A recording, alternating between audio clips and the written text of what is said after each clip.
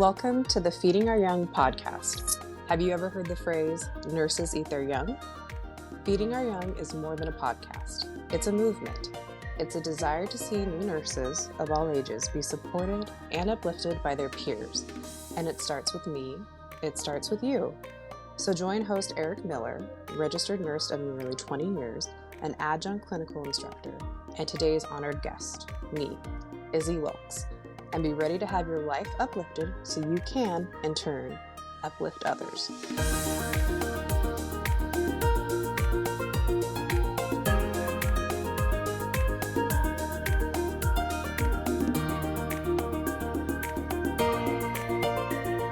Welcome to the Feeding Our Young podcast.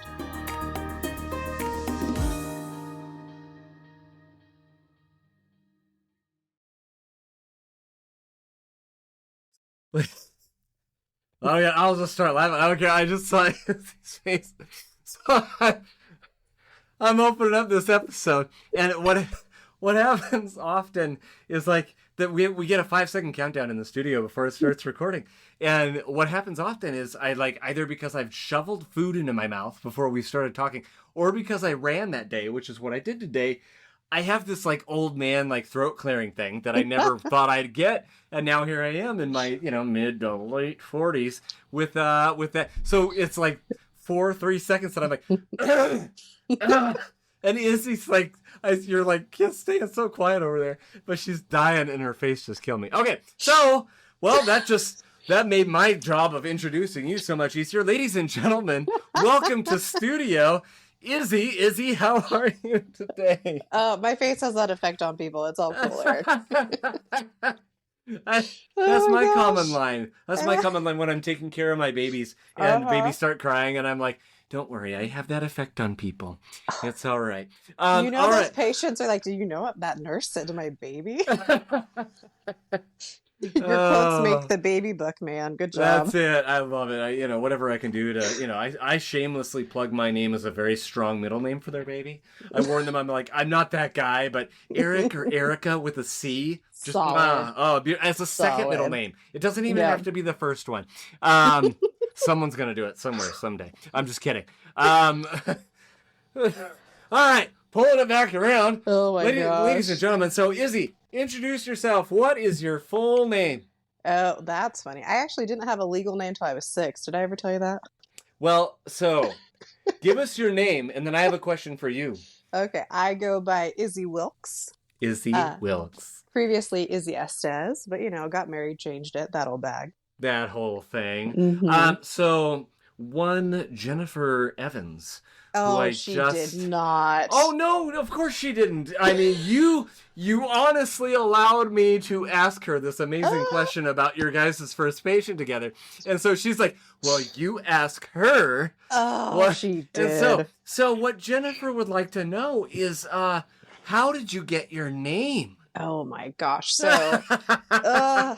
this is so much fun. I can't tell you how fun it is having you two back to back. This has been amazing. For those that haven't listened to Jennifer Evans' episode, go back and do so. But she's a two-parter. We're recording the first episode, and I'm trying to get everybody lined up. So I throw a few texts out while I'm doing stuff, and so Izzie texts me and says, "Oh, I just love Jennifer. Hey, you should ask her about that first patient we had." So I did, and she had very nice things to say about you.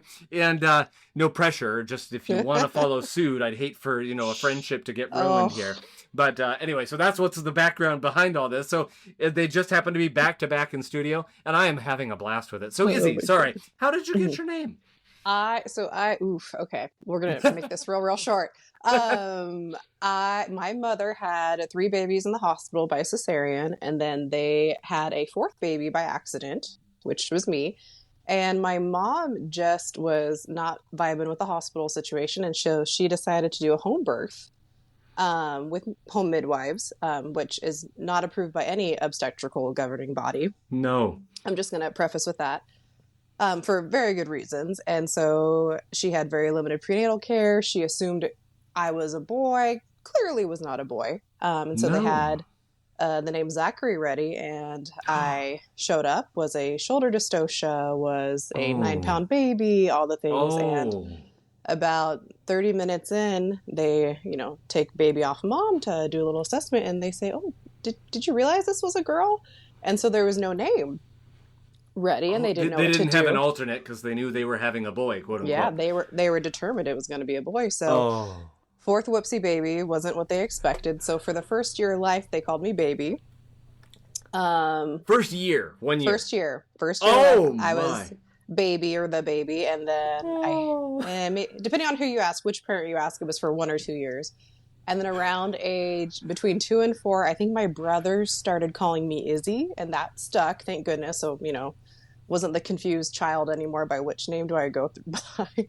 And they tried out various names, and they just did not stick. And so by the time I think I was getting ready to go into school, I was about 6 years old, my parents were like, hey, did we ever submit a birth certificate? And they realized, oh, no, we didn't. Oh, no. Yeah, so I don't have a birth certificate till this day. And so then they finally were like, well, shoot, we need to decide on a name. So legally, I'm an Elizabeth, never been called that a day in my life. Yeah. But yeah, I was an Izzie, thank goodness to my brothers, who finally got fed up with the child not having a name. So I thank them for that. And we thank Jennifer Evans for providing that little background tidbit because, normally I'm not asking that. Well, how do you navigate life without a birth certificate? It is challenging. I have I have a birth affidavit, which works in a lot of settings. Okay. I remember when I had to apply for a passport, I had to write a letter saying... Like I'm thinking driver's license, passport, So where the small area in Washington that I'm from, this is not super uncommon. So the people there know how to handle it anyway. But I do remember when I got a passport, the lady at the passport office was very clear with me. She said, do not let this expire. It might be a problem for you in the future. So yeah, I've just been really diligent. Oh my gosh. Yeah. That's amazing. Yeah. Oh, thanks, Jen Evans. Gosh, love that woman. I met her.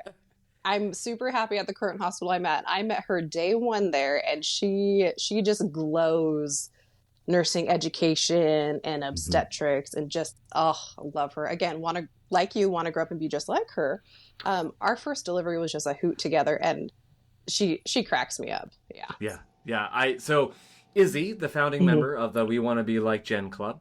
I will be. Can I be like a secretary? I don't. Absolutely. I'm still, you've known her a lot longer, so I feel like I can't do like vice president or something. But anyone who wants to be part of it after hearing those episodes, just notify Izzie. We'll get you on the roster. There's a nice newsletter that goes out every month. Oh, this is gonna be amazing. Okay. So. With that, and Jen, I feel like her head is going to swell after hearing all this. We're going to have to. Well. Okay, so in the best way. Yeah, for sure. As we go through the episode, don't worry, Jen, we'll knock you down a peg or two. Okay, so back to Izzie, whose episode this is actually about. For anyone who might be confused at this point, we're not mentioning anybody else's names at this point. What nursing schools did you attend, and when did you graduate? Oh man, I did my prereqs at Whitworth University and transferred into WSU's nursing program. Okay. And I ended up graduating in 2012. Awesome. So I've been a nurse for 11, 12 years, something like that at this point. Double digits. Yeah. That was a big one. Yep. Yeah. That's amazing. And are you currently a bedside nurse, or do you teach, or are you doing more than one thing? I'm doing more than one thing. Can't stay out of it. I had the distinct pleasure of being an OB clinical instructor at WSU several years ago. Loved it. And currently I am a bedside nurse. I work on a labor, delivery, recovery, and postpartum unit. And on the side, I am doing a nursing vocation development course for Whitworth nursing students that have transferred into WSU's program. So what is that course about? What does that look like? So we do a themed course every semester. So they do 4 semesters total alongside their program courses with WSU. And each semester has a theme, and we deep dive. So professionalism in nursing, ethics in nursing. This semester coming up, which I'm kind of begging you to come be a guest speaker for obvious reasons, is spirituality and nursing. And I think my final semester, I'm doing a huge professional development, mock interviews, getting hiring managers there, having union representatives come talk to these students. After I kind of took a poll on with a whole bunch of nursing colleagues and professionals and just asked them, hey, can you tell me one instructor you had through the entirety of your nursing program? And no one could tell me an instructor they had all throughout, or even semesters back to back. And then the next question I asked was, can you tell me the name of your nursing advisor? And unfortunately, not one nurse could tell me the name of their nursing advisor, because a lot of times when you enter nursing school, the courses are pre-planned. There's really not a whole lot of adjustment you can make. The courses are in an order specific to your program. And so one of my goals is to be that mentor, be that consistent person for these students through their program. Yeah. And ultimately, like I mean, post-COVID nursing is different than what it was pre-COVID.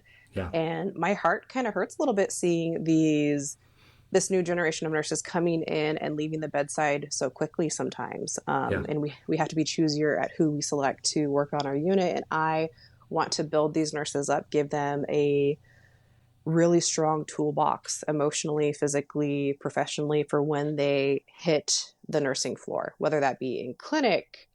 Now we have, we can do virtual nursing for goodness sakes, or at the bedside, whatever it is in the hospital. I want to prepare these students to be successful in their career. So there were so many reasons to start this vocation program. So, yeah. I mean, and that's why you're here. Like that's the passion that you can't encapsulate. If I can capture it in an episode or two of a podcast, man, we're just scratching the tip of the iceberg. But I'm just so grateful you're here. Thank you so much, Izzie. No, thank you. And thank you for expounding on what that program is. I feel like that would be an amazing thing to have all over the place. Multiple, you know what I mean? Learning institutions and things of that nature. So, can we brag about you for a second? Because I have to point something out. Working in obstetrics in our community, there's only a handful of hospitals you can deliver at. And I've had the pleasure at working at 2 of them. And, we get some patients who bounce from hospital to hospital for various reasons. Maybe their doctor or midwife transferred and they followed them, or maybe they had an experience they weren't pleased with, so they wanted to try delivering their baby at another hospital. And so whenever I get a new patient, I talk with them about their previous delivery experiences, what went well, what they could hope maybe go differently, just try and, cater to their needs and their wants. Because, we can't always make our deliveries of our babies go perfectly, They write their own stories. And it does help to have a good idea of that history. So, okay, A, what am I trying to anticipate? But also B, how can you personally better that patient's experience than maybe what they had before? Yeah. And something that, and this is a long time before I got to meet you at that AWAN gathering. But patients are telling me about this or that. And like, oh yeah, I delivered here. And, I had that male postpartum nurse, and you know what? He is fantastic. And I just thought that was really sweet. So I heard that, and, years go by, and I'm getting more and more patients who are just like, sometimes I can't remember your name, but like, he was awesome. Oh my gosh, he helped me so much. And so I'm just like, even before meeting you, knew your reputation in the community. So I'm like, I feel like, your listeners and your students need to hear that as well. Well, okay, that's not weird. No, thank you. No, I put in there, is there anything everyone knows we have these prep forms? And just so everyone knows, in the interest of transparency, I have a question that nobody's answered to this day. Have you heard about how amazing I am in the city of Spokane and the care I provide my patients? Nobody's answered it, and finally, I'm just kidding. Oh my goodness. No, it's nice to know that the $20 bills I'm giving my patients are actually finally paying off. No, thank you. I genuinely thank you. That really does warm my heart, because we all, I love our team, and I love what y'all are doing up there at Holy Family. And it's not even a Providence thing. Like Multi-Care Valley, I don't care where you're working. You're working in a very miraculous field. We're bringing lives into the world, and you know what I mean? It doesn't matter. There shouldn't be this division or I can't think of the word. The word escapes my mind at the moment, where this just this like, over across the street, you know what I mean? Like, forget that. I hope to hear that from anyone about anybody who's taking care of them, because that's the standard. That's what we're trying to do, right? We do this for quote unquote a paycheck. I always say if I didn't have so many mouths to feed, I would do it, but I do it less. But the point is, that's not why we do it. And it's not, we don't do it for the applause, but the whole point is, if we can, to use Providence's vernacular, if we can ease somebody's way. Yes. Man, that just gets me going. And that's why we're here for these students, right? We're going to ease your way, students. Well, okay. Let's be real. No, we're not. We're going to encourage you. We're going to uplift you, but you still got to go through the hell that is nursing school. So, best to you. We're here for you. Yeah, we're not easing anything about that. Okay, well, we just got through. We haven't even gotten through the whole intro. Okay. Oh, sorry. So sorry. No. Oh, heavens no. This is amazing. So Izzie's going to be a two-parter. We've already determined that now 15 minutes into our episode. But I'm going to do to you what I did to Jennifer, and not intentionally in any way, shape, or form, because Jennifer and I ran a little bit over, for anyone that knows. And I was like, Izzie, I'm coming. I swear, I promise. But we have two opening questions for you, one of which you're prepared for, the other one you're not. Oh, no. Okay. So, first of all, what are the 3 words you would use to describe nursing school? Ooh, okay. Chaos, community, and compassion. I'm sensing a lot of C's there. Was that by design? I think I got chaos and community, and then by the third I was like, well, I might as well stick with the C's. What can I throw in there that's appropriate? So this is the Izzie Wilkes episode. We have clearly established it is not the Jennifer Evans episode. However, someone else picked... I need to text her and apologize. Somebody else picked 3 C words. No, she did not. And in a similar fashion, had 2 C's and was like, well, we gotta make... She was like, stress? Well, that doesn't start with a C. And I'm like, well, you can be like, stress. So no, you guys are 2 birds of a feather, whatever.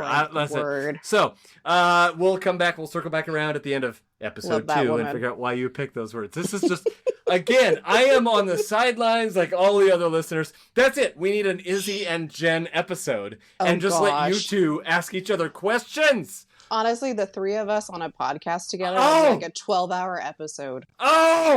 Okay, maybe that's like a subscriber only. I don't ever want to do like subscriber only stuff, because I don't like the idea of locking content behind like, hey, would you like to hear this very special episode that will change your life? Pay me $5 a month. You know what I mean? Like, I know I have to make a living at this in some way, shape, or form, but that rubs me the wrong way, and I just detest it. But man, if we're doing a 12-hour episode, you all are paying for that one. Oh my gosh. Okay, so that all that was the question you prepared for. The one you didn't prepare for. What came to me just a few days ago. I'm asking everybody, what are your 3 favorite songs at this current time in your life? Ooh. And if you need to look stuff up, do whatever, we can sit here for a minute. There's a new one by Teddy Swims that just came out. Let me see here.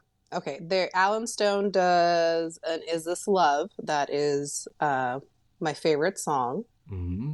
Let's see, where is that Teddy Swims song? Let's see. Okay, Teddy Swims Lose Control. Ooh. Alan Stone's Is This Love? And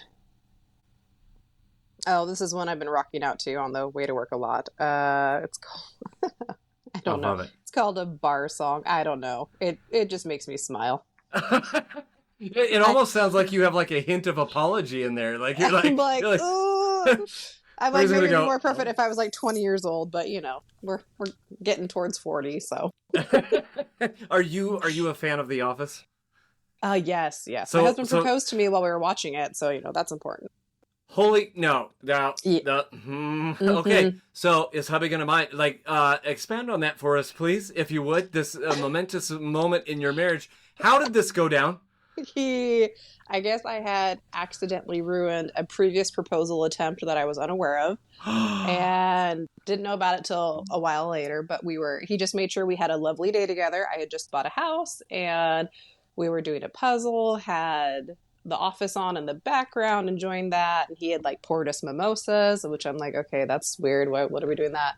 And I remember him, we have been trying to remember what episode it was we were watching, and he just started talking to me. He goes, today's been a good day, right? Like we've done a lot of your favorite things, right? Like it's a good day. I'm like, yeah, it's been a really nice day. Appreciate the summary question of this. Yeah. Very weird. Yeah. And then I guess he blacked out, doesn't remember what happened next, but he dropped down on one knee and proposed. And I said, yeah, of course. So yeah, he's a good guy. We like him. Oh, gonna keep him around for a while longer. Yes. Oh my gosh. Yeah. I love that. What do you, okay, so what makes him such an amazing, supportive life partner? Oh, I can sum this one up. He's never made me feel guilty for being myself. Oh, wow. Which is great. And we dated in college briefly and then took like 5-6 years off, both traveled the world, grew up, and then came back together in our late 20s and we're like, hey, we should get married. Like this would be good for us. So yeah, we had one of those little journeys and memories. But yeah, never made me feel guilty for being myself. Yeah, he's just a good dude. And we both want the best for each other. And we both, we learned very early on that I think we've had one fight in our marriage and neither one of us liked the way it felt. Yeah. And we took a few minutes apart, came back, and I was like, I don't like yelling. That wasn't fun. So people make fun of us because we don't really fight. We're really good at talking things through. We talk things through before it becomes a fight and just very intentional with one another. And we had a huge life change a few years ago, and we ended up having 4 kids within a span of 3 years. And yeah, so we came to the point where, putting 4 kids in daycare is an atrocious fee each month. So we had to decide, who wants to work, how can we balance this? And I was like, well, you know what? I really love my job as a nurse and I can support us working 3 days a week. Would you be willing to stay home with the kids? So we had kind of a non-traditional role reversal, but we've been loving it. He's at home with our kids every day, which I think is really hard. I think I have it easier working night shift at the hospital for sure. You sure do. Yeah, I do. I definitely do. Yeah. He's a wonderful man. And so it's amazing. Fun. You can name drop if you want. There's nothing. His name's Andy. He's a total hottie. Love him. Ow! Yeah.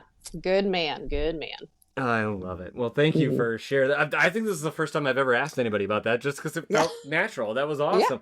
Yeah. And I love the fact that, like you said, okay, so first of all, backing up, when I was, bedside nights, all the things, my wife was a stay-at-home mom, and everybody at work, my patients, everybody, so what does your wife do? That was always like, it came up every person. And I'm like, I would always answer, she works harder than I do. Yeah. She stays at home taking care of the kids because it's a full-time thing. You got to get out of that, environment. You can't leave work at work because work is home and all that. Also appreciate the fact that he does not judge you for your song choice, going into work, and lets you be who you are.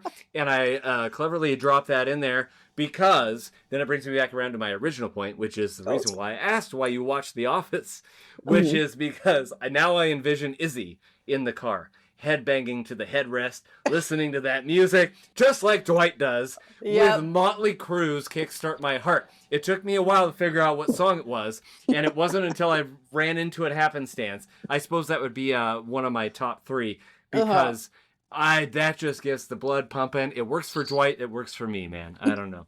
Okay, enough about me. Back to Izzie.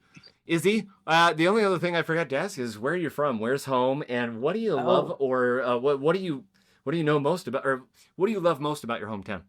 Oh gosh. So my hometown is Twisp, Washington. It's up in the North Cascade Mountain Range, middle of nowhere. We have no stoplights, not a whole lot going on there. But it was a very charming upbringing. I think there's less than 1,000 people in the town I grew up with. And we had to have, oh yeah, you knew everybody.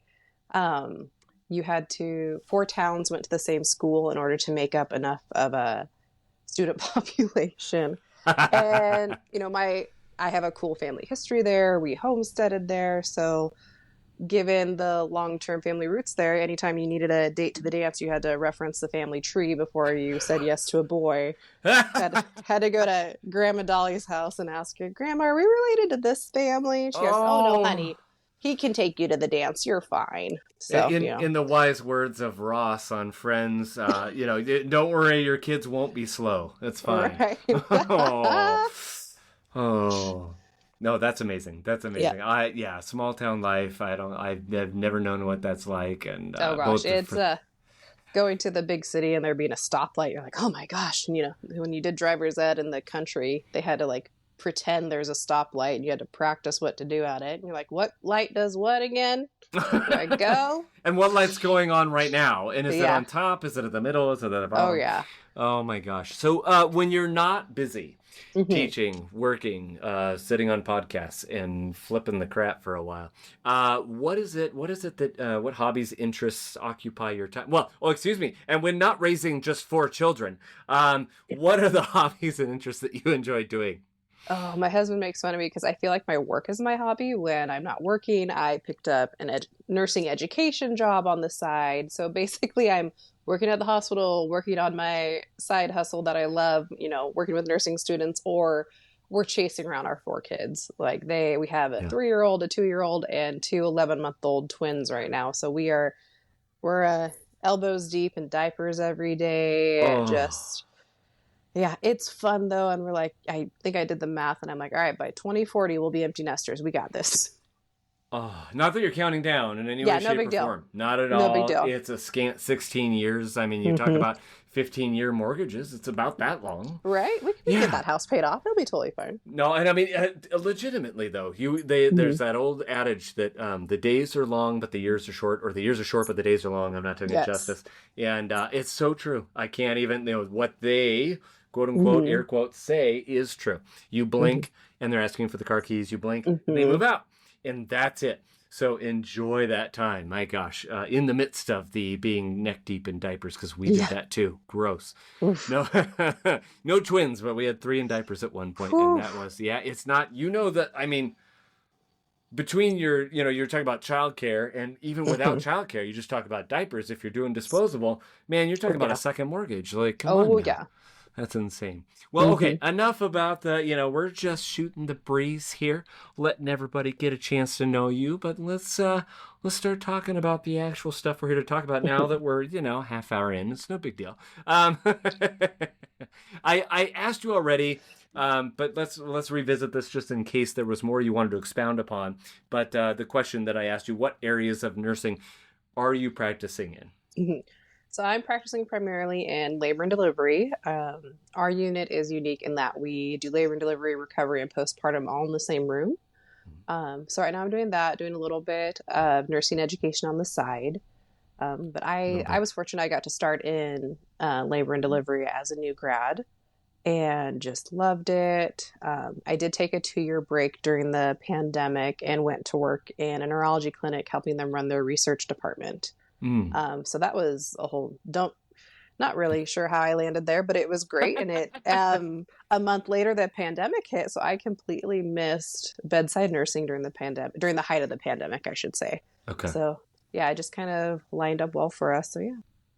Wow. Yeah, no kidding. For mental health, for sanity, for all the things we've talked about. Man. The various professions I feel like that really got hit hard, not just from a physical trying to keep people alive aspect, but just that the abrasiveness, the derogatory whatever, and not just from patients but from families, and how politicized everything became, and still, I mean, we're still experiencing lingering effects, but so no, that's amazing that was able to. Well, I mean, do you want to expound on that role at all a little bit, or is that something you'd recommend? Research? Yeah. What was that? Because you find that some people, you're either bedside or you're not bedside. Yeah. And there are people that are drawn to like research and maybe some case management and this stuff you can do on the phone. And then there are others that want to be bedside. So what was that like for you transitioning into and back out of that research? Yeah, it was kind of a fluke as to how I landed that position. I was working a 0.6, so 2 days a week, day shift, labor and delivery position at a different facility, and just was not super happy. And I loved the work that I did, but there were some things going on and I wasn't super happy in my position. And so I felt like I needed to change it up. And just out of the blue, a colleague of mine had gotten a job at this clinic being an injector for them. And she said, hey, they need an infusion nurse. It could be something that you could do with your position at the hospital, would you be interested? And I'm like, oh, sure. And we had no kids at the time. And we weren't planning to have kids. We were kind of told that those weren't in the cards for us. So I said, okay, that's fine. So I'm going to throw myself into my work because that's something that I love to do. Yeah. So I started working at this neurology clinic and found that, oh, no, they didn't need a part-time person. They wanted a full-time person. And it was quite a bit of a pay raise from what I was doing in the hospital. And I remember talking to the office administrator, and he said, worst case scenario, you're going to be bored here. He's like, it's salary, it's Monday through Thursday, it's daytime hours. So it had a lot of perks to it that, when you're used to 12-hour days in the hospital, it kind of sounded like a sweet thing for the moment. Talked to my husband about it, and we thought, what, now's a good time for a change. I can always go back to the bedside if I want to. And so I started out as just doing infusions for this Alzheimer's research study, which was fascinating. And the cool thing about it is it was a unblinded study, open label study, meaning every patient knowingly got the drug that they were studying because it had gone through so many phases. Okay. And so you had these families come in who had no hope for their partner who had Alzheimer's. And because of these infusions, their decline into the Alzheimer's spiral was notably slower or had paused. There's no cure, but we have found some things that can slow down the cognitive deterioration. That progression. Yeah. Yeah. And what I found was my customer service in labor and delivery actually translated very well over into the Alzheimer's space with these families, very compassionate, making sure everybody was on the same page with the plan of care. And I'm like, this is kind of cool. One would think that those two areas of medicine wouldn't be related or interconnected, and so much translated and was helpful back and forth with that. So many qualities. So it was pretty cool. And as a result of doing well as just the infusion nurse, I got pulled in to be an assistant research coordinator. So I was being the blinded and unblinded pharmacist for multiple studies, for headache, for Alzheimer's. And, I remember, what class was it?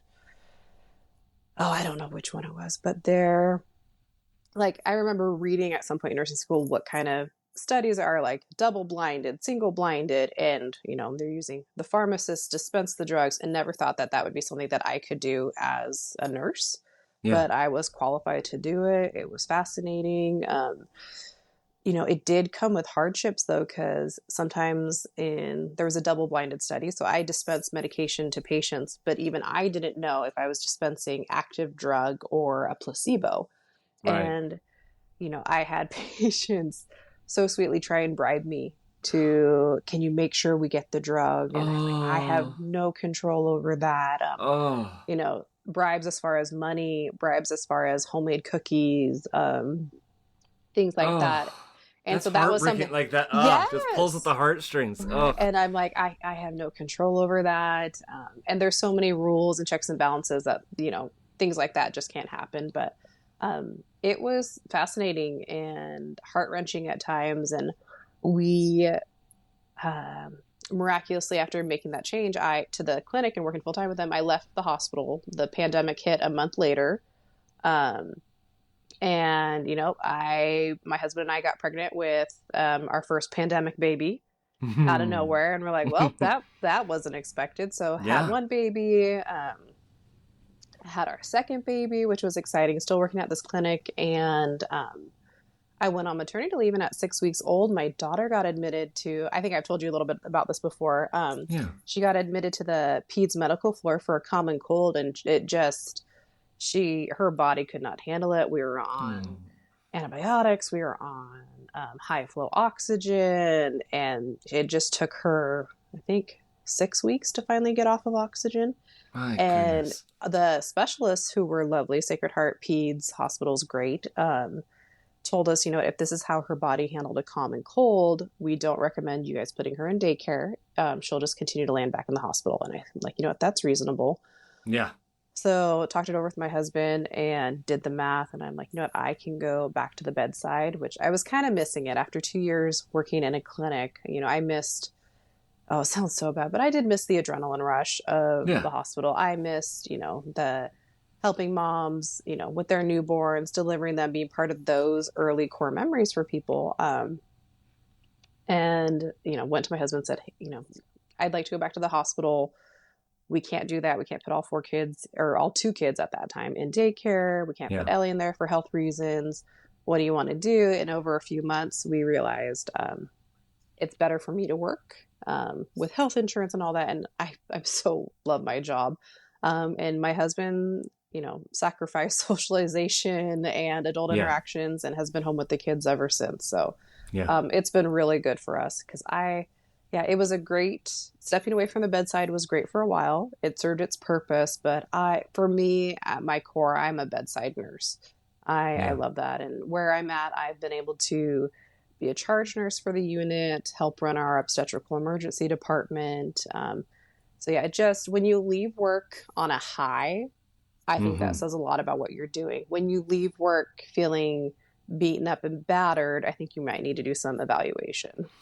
And if I can clarify that too, like maybe consistently, you'll have shifts that'll just kick you down. You know what I mean? Yes. Like it'll make you question your whole life choices. But yes. yeah.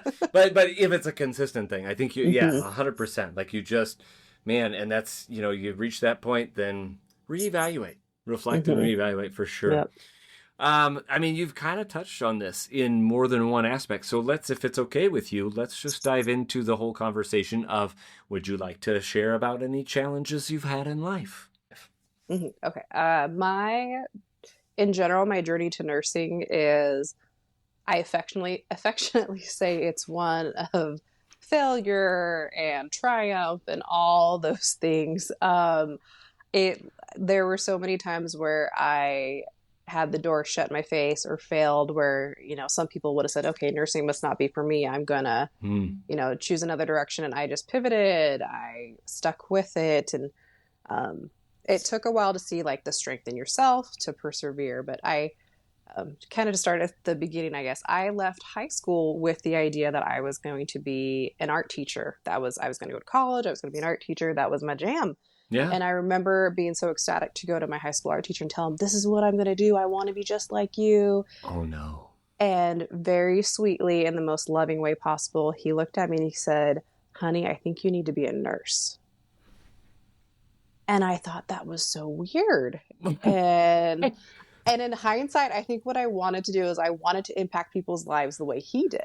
Yeah. And the high school I came from at the time did not have a strong science program. So the thought of being a nurse, going to nursing school and, taking these prereq science classes was atrocious. I'm like, I can't do that. That's not feasible for me. So I went into Whitworth, started there taking nursing education courses, and literally a few weeks in, I just had this overwhelming feeling of, I don't think this is for me. What am I going to do? I don't think this is for me. This doesn't feel like the right path. Yeah. And out of the, you make new friends when you go to college. And I remember very specifically, a new friend of mine, he didn't hardly know me. I think maybe we had a few hangouts in a group session, and I was talking about how, I think I might need to change majors. Art doesn't seem to be for me. And out of the blue, he goes, yeah, I think you should probably look into being a nurse. Wow. And I just remember going, okay, this is getting a little bit weird. All right, let's see what I can do. So then, shortly thereafter, I went and talked to the nursing advisor, and I think her name was, she was Dr. Bobby Crumb. I can't remember her last name, but I just walked in and I had this overwhelming feeling of warmth. And she didn't hug me, but I felt like I was getting an emotional hug in there. Yeah. And she was like, you can do this. What are your grades? Let's map this out for you. And she just took care of things in a way that I'm like, okay, this is approachable. And she told me straight up from the beginning, she goes, this is going to be hard, but if you want this, you can do it. And we're thinking, okay, I can do this. So went through, did my prereqs. I had to retake anatomy and physiology. I had to retake probability and statistics because at the time, there weren't very many nursing programs in the city of Spokane. Now it's a whole different situation, and wonderfully so. Yeah. But I took probability and statistics once. I got a B+, and that wasn't a high enough grade to get me into nursing school. That's how competitive it was at the time. Anatomy and physiology I had to retake. So it was a whole process. And there was, maybe at some point when I realized like my A- wasn't going to be enough to get me to nursing school, maybe I should have picked another degree. Who knows? But I applied for nursing school with my best friend Candace, shout out to her, and neither one of us got in. And it just felt terrible. And I'm like, I hadn't had a big failure yet in life. And so I'm like, what do I do? And it was just distraught. And Candace was like, grabbed my hand. She said, we got this. Whitworth just opened up a health sciences program. There's this guy named Dr. Mike Ediger. He's leading it. Let's start the health sciences program. Let's finish out at Whitworth. Like, she had this plan for me, so I was just tag along. We're doing this. Yeah, this is just come on aboard, Izzie. This is how we're doing it. Yeah. And I'm like, all right, cool. And Mike knew us he had taught us anatomy and physiology 1 at Whitworth. So he knew our faces. We didn't know each other personally yet. And so I go in, and I am not a crier professionally, and I just start sobbing in his office, and I can see he's uncomfortable. I'm uncomfortable. He goes, hey, new program. Here are the classes we're going to take. It's great. And here's all the wonderful things you can do with a health sciences degree. And I'm like, okay. And he and I still talk to this day. I get to, he's the head of the department I work with at Whitworth right now. So, things have come full circle. Now I work for him, which is great. Oh, wow. But so I laugh at him. Like, the first time I met you, I was sobbing. My goodness. So continued through Whitworth, getting a health sciences degree, and applied to nursing school a second time. Candace and I also didn't get in. So then we're at our final semester for our health sciences degree, applied to nursing school for the third time. And I believe the nursing advisor had changed at this point at Whitworth. And the new nursing advisor told me, if you don't get in this third time, I think you just need to be done. And I was like, oh, okay, that's sad. And at the time, it wasn't even discussed, like, let's look at other nursing programs. There was none of that. It was WSU or nothing, which nowadays, fortunately, there are so many options. Yeah. But I mean, and it sounds like it's as opposed to, third time's the charm. Instead of someone going that route, they're telling you 3 strikes, you're out. Yes. Like, you know what I mean? There's the summation of how do you view things? Glass half full, glass half empty. Oh, I'm so sorry. That's horrible. Oh, no, it got better. Well, it ultimately ended up where it needed to be. Yeah. So And the way the program worked at the time, Whitworth got so many spots in WSU's program. They were reserved for WSU students, or reserved for Whitworth students. Excuse me. Mm-hmm. So I go in, and your GPA had to be high enough in order to get an interview, and I guess it wasn't, even though I had retaken courses, etc. And my nursing advisor says, hey, you're not going to get in. I just want to make that clear. But they're opening up extra interviews. You should probably just go for a practice interview. I think it'd be good for you professionally. So I go to my nursing school interview with the impression that there's no chance I'm going to get in. This is just for practice. This is a pity interview. I'm like, sweet, let's go. Go into my nursing interview, and this feeling of warmth, comes over me, and I just, talk in the interview like we're talking now, and left the interview thinking, you know what, I didn't get in. That's okay. I'll figure this out. I've got other options. And I leave, and I think my mailing address had kind of gotten skewed, so I get a text a week later from my best friend Candace saying, hey, I got my nursing envelope. I got in. And I'm like, oh my gosh, I'm so happy for you. And I'm just like sitting here like, okay, what am I going to do? What am I going to do after graduation? Trying to plan this out. And out of the blue, my mom calls me, and my nursing envelope was mailed to my hometown in Twisp versus my college address. Oh. And she's like, hey, there's this big envelope here from WSU. What do you want me to do with it? I'm like, oh my gosh, open it. Please open it. Open it right now. Yeah. So relieved, got into nursing school with my best friend. And we also got put in the same J1 clinical group. And just, if it wasn't for her, I don't know if I would have survived nursing school. She just drugged me along and guided me through it when things were overwhelming. She's like, hey, let's make a list, our to-do list. Let's just knock things out one at a time. And she she's a little saint. She's this incredible, badass ICU nurse in San Diego, just killing it. She's incredible. So went through nursing school. I think I passed pathophysiology and pharmacology by less than 0.5%. I struggled. It was rough, and I didn't know what to do. studied all the time and just was barely making by. And I'm like, okay, I can, I'm still doing this. I'm still trudging. This is hard. And I didn't realize how much of your social life you'd have to give up in nursing school.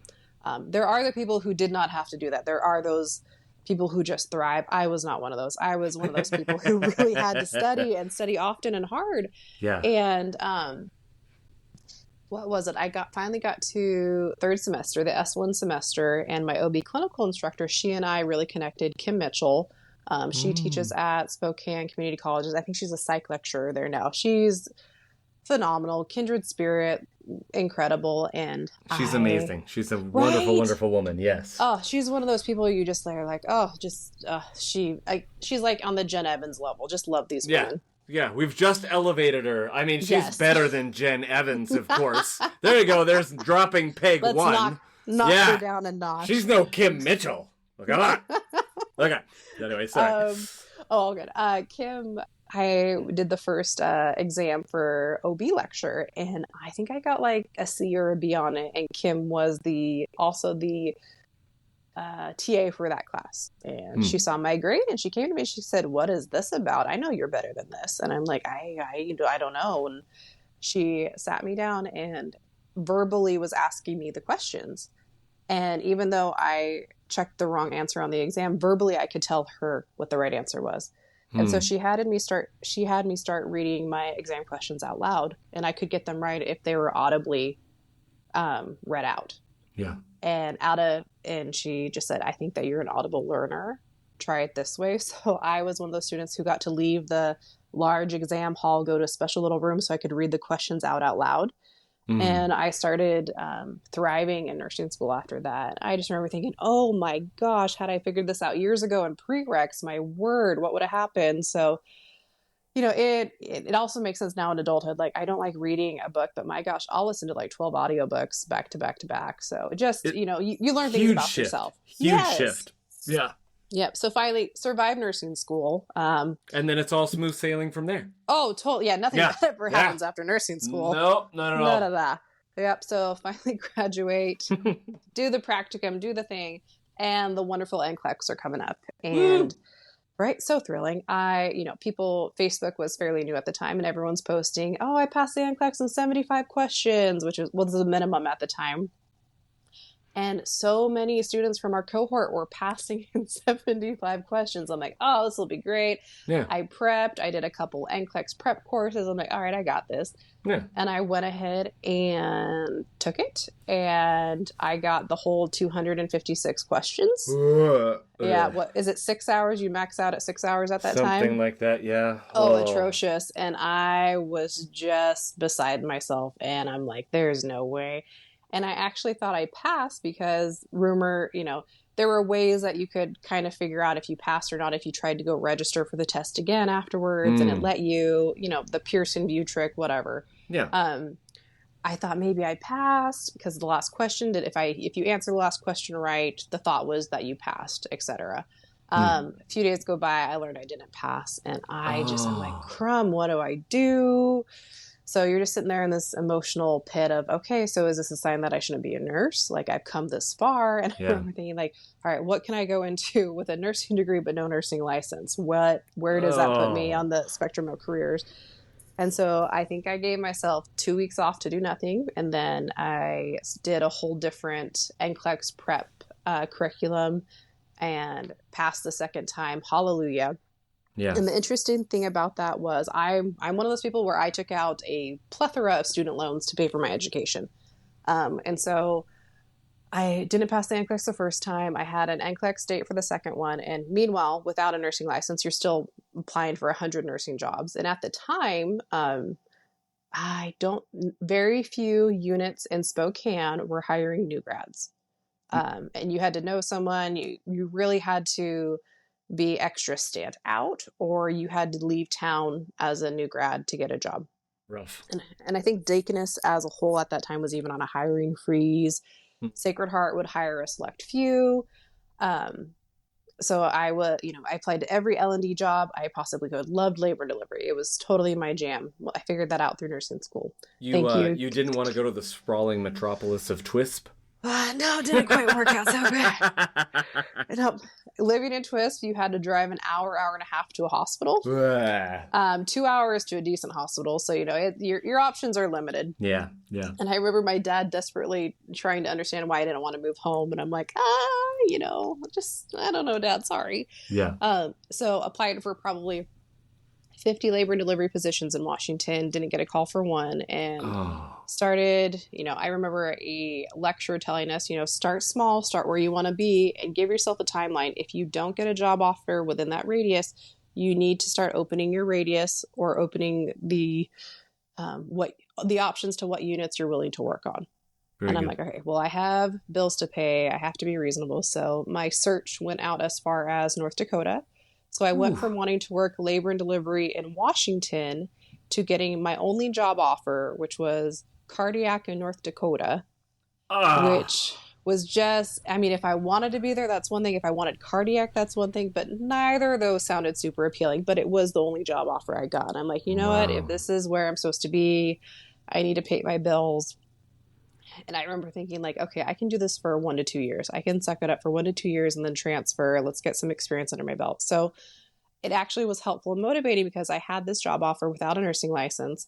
The hiring manager said, take your NCLEX, pass, call me when you do, and we'll get you a start date. So I thought that was reasonable. Okay. So had the looming job offer in North Dakota, cardiac. And the helpful thing was I, who didn't have much interest in cardiac, it was a really motivating factor in studying for the NCLEX, which I think was a blessing. So I was trying to get down pat my cardiac knowledge. I loved OB, so I had that down pat. And then come the second round of NCLEX, hallelujah, I got a whole bunch of cardiac and labor and delivery questions. So fortunately was able to pass that second time. And I remember waking up the morning that I was supposed to pack my car up and drive to North Dakota, just sitting there laying in bed looking at the ceiling like, okay, I guess I'm doing this. And about 2 minutes later, I get a call for a job interview in Auburn, Washington for a labor and delivery unit. And I think I had $50 in my bank account, something ridiculous. Like I knew, or maybe a couple hundred, because I knew I had enough money to get me to North Dakota. And I called my dad and said, hey, I've got a job offer in Washington. My dad, for the first time in my life, was, you need money for a hotel? I'll put money in your bank account. What do we need to do? And he wasn't thrilled about me leaving and moving so far away. So went over to Auburn, interviewed it was something like 300 applicants. They hired 8 of us new grads, and it was phenomenal. I loved my nurse residency. I highly recommend nurse residency. Did that for 2 years and then left to be a travel nurse around the country for a while, which again, highly recommend that. It was completely out of my comfort zone, but I knew I had to do it. And then eventually landed back here in Spokane. So yeah. Wow. I love that you go from, you know what I mean? Defeat after defeat after defeat after perceived defeat after defeat after, you know what I mean? And yet here you are. Yeah. That's, I just love it. Thank you. Thank you. Every time I get a new cohort of students or a clinical instructor again, I'm sure to tell them, I'm like, I failed left and right. I had to pivot. We had to left the whole gamut. I'm like, if you want it though, you can do it. Yeah. I'm like, you have to think outside of the box sometimes, or, just life isn't always straightforward. No. And on that note, we always joke about, none of your patients are going to be like, well, what's your GPA? Conversely, they're also not going to be like, how many times did it take you to pass the NCLEX? Right. It doesn't matter. It doesn't matter. Like, no, it's more like, are you good at IVs or not? That's really the question I get. You're about ready to, have you done this before? This thing that's about to cause me pain, are you good at it? That's all I need to know. That's what I want to know. Yeah. Awesome. So for you, like, if you would like to touch on briefly too, or not briefly, whatever the case may be, how do you navigate those challenges that you have in life? I've used to say overcome, but it's not necessarily an overcoming. But you had so many back to back to back to back to back. What helps get you through that to the next obstacle? How do you overcome it? This is going to sound really strange, but I think it's probably a perspective that's not people aren't super fond of these days. But I do think that having a level of anxiety and stress with each failure is helpful.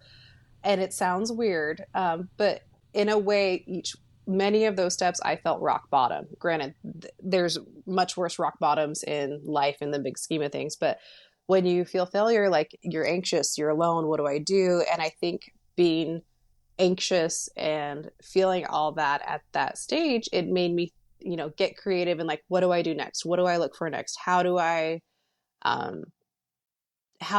succeed? What do I do here? And I think that anxiety in a way was helpful. Even though sometimes anxiety can be incredibly debilitating and awful. Yeah. But for me, I think it was a tool in a way. I turned it into a tool versus a shortcoming. And that's, first of all, there's Izzie's t-shirt. We were just joking about this in the last episode about like every once in a while I'll talk to, we're talking to someone and it's like, that should go on a t-shirt. Like there's Izzie's Feeding Our Young t-shirt. But the fact that anxiety and fear, using that, not allowing it to be a hindrance, but using it as fuel, using it as something to propel you forward. Brilliant. Absolutely brilliant. I know you and I didn't come up with that, although maybe we did. Let's, anybody else that mentions it anywhere else from this point forward, we're getting royalties. But yep, there we go. No, I think that's brilliant, Izzie, and I thank you for sharing that very, very practical point. That's what we love to, you know what I mean? Come back around and just be like, well, how do you do that? And that's, I just love it. So with that, we've already established that Izzie's a 2-episode person. Oh gosh. Yeah, no pressure. So I need you to come up with about 30 to 50 more minutes worth of stuff in the off time, and we're gonna just jump back in it, okay? So just kidding. I know she's got a lot more to share, and I'm excited about it. So thank you, Izzie, and thank you, sir. Absolutely. Let's do this again.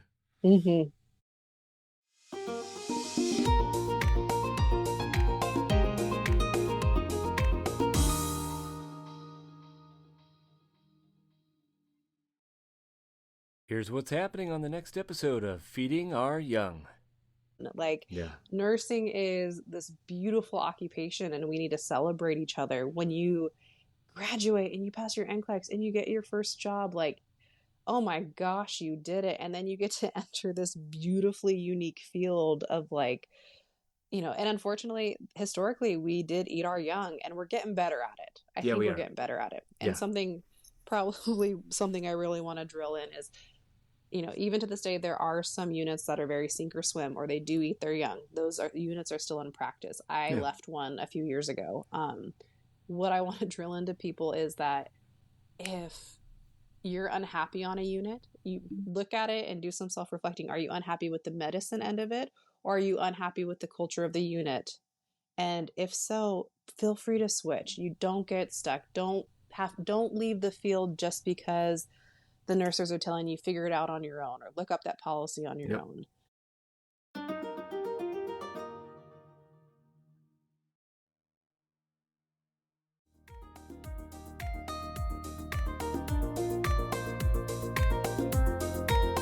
Did you like today's episode of Feeding Our Young?